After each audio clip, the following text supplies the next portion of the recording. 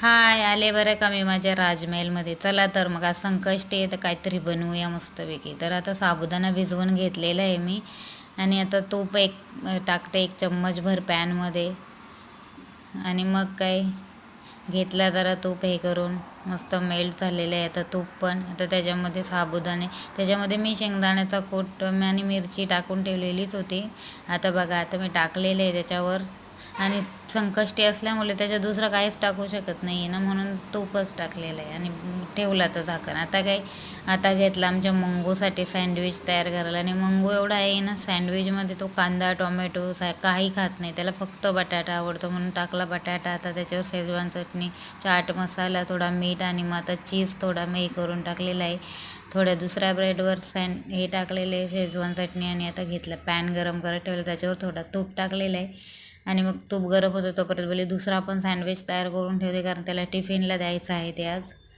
आणि मग घेतलं त्याच्यावर पण चाट मसाला, मीठ, चीज सगळा टाकून घेतलेला आहे आणि इकडे आता पॅन पण गरम झाला, त्याच्यावर टाकला आता एक सँडविच आणि घेतला झाकण ठेवून जरा. आता इकडे बघा आपल्या साबुदाण्याची खिचडी पण किती छान झालेली आहे, मस्त अशी. साबुदाणा पण सुटसुटीत झालेला आहे. मग काय ठेवू जरा थोडी वाफ एकदा येऊन देऊ दे आणि आहे बघा आपला सँडविच पण तयार झालेले आहे. आता दुसरा ठेवते कारण त्याला खायला पण आणि टिफिनला पण द्यायला लागेल ना, म्हणून 2 सँडविच अजून ठेवले चालेल, एकच नाही करावं, 2-3 केले त्याला सँडविच. आणि हे बघा आपली साबुदाण्याची खिचडी पण छान झालेली आहे. आता ते बाजूला जरा ठेवून देऊ थंड थोडी होईपर्यंत. आणि मग काय बघा सँडविच पण आता इकडे तयार झाले, तर आधीचा सँडविच कापून घेऊया. मस्त असे त्याचे 4 बाईट केलेले आहेत कारण त्याला खायला टिफिनला पण द्यायला. आता हे बघा आता इकडे दुसरे पलटून घेतलेले आहेत आणि ते पण झालेले आहेत.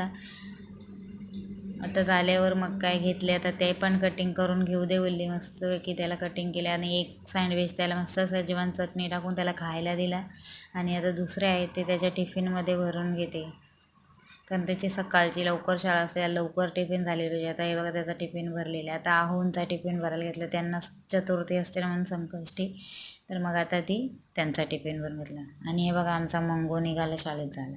आता त्याचा आहोंचा टिफिन भरून झाला आणि मग काय घेतलं आपला मेन काम किचन साफ करणे, कारण किचनवर थोडी जरी घाण पडली ना मला आवडत नाही. आता घेतलं किचन साफ करायला आणि मग 2-3 भांडी पण झालेली, ती पण लगेच घासून घेतलेली आहेत कारण मला पसारा ठेवलेला आवडत नाही. आणि हे बघा आता आपली भांडी पण घासून झालेली आहेत. चलो बाय.